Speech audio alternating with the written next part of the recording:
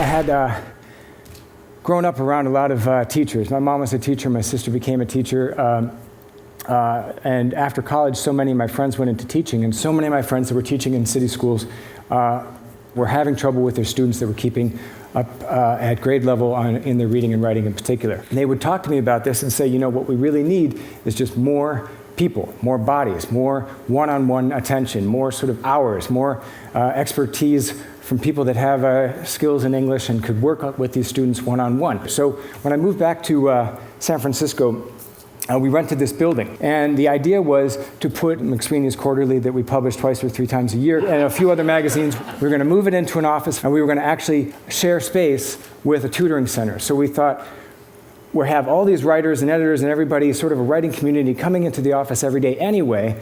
Why don't we just open up the front of the building to students to come in there after school, get extra help on their written homework. So you have basically no border between these two communities, except for the landlord said, well, the space is zoned for retail. You have to come up with something. You've got to sell something.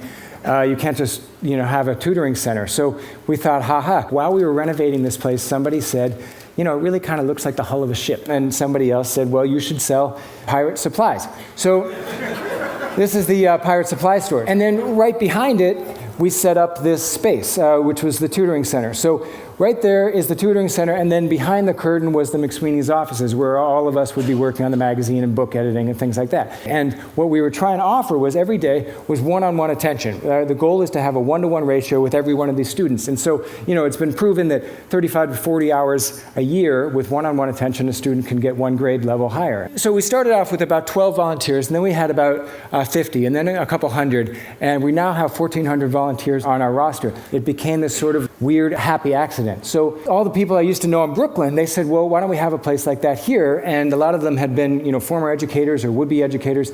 So they combined with a lot of local designers, local writers, and they just took the idea independently and they did their own thing. They didn't want to sell pirate supplies. They didn't think that was going to work there. So knowing the crime-fighting community in New York, they opened the Brooklyn Superhero Supply Company.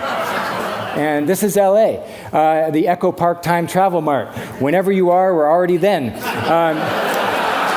These are spaces that are only affiliated with us, doing the same thing. Word Street in Pittsfield, Massachusetts, Inkspot in Cincinnati, YouSpeak, San Francisco, California, which inspired us. Studio St. Louis in St. Louis, Austin Batcave in Austin, and Fighting Words in Dublin, Ireland. This will be open in April. We hope to usher in a new era of participation in our public schools. So we created a website. It's called Once Upon a School. This site will document every story, every project that comes out of this conference and around the world. So you go to the website, you see a bunch of ideas you can be inspired by, and then you add your own projects once you get started. We hope that you will take the lead in partnering your innovative spirit and expertise with that of innovative educators in your community. Always let the teachers lead the way. They will tell you how to be useful. There's a million ways you can walk up to your local school and consult with the teachers. They'll always tell you how to help. So this is the TED Wish. I wish that you personally and every creative individual and organization that you know will find a way to directly engage with a public school in your area, and that you'll then tell the story of how you got involved, so that within a year we have 1,000 examples of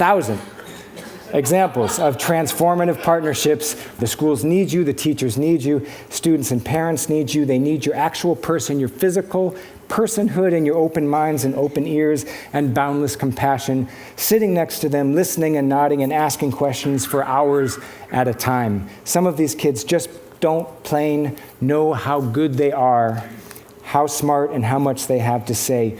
You can tell them. You can shine that light on them, one human interaction at a time. So we hope you'll join us. Thank you so much.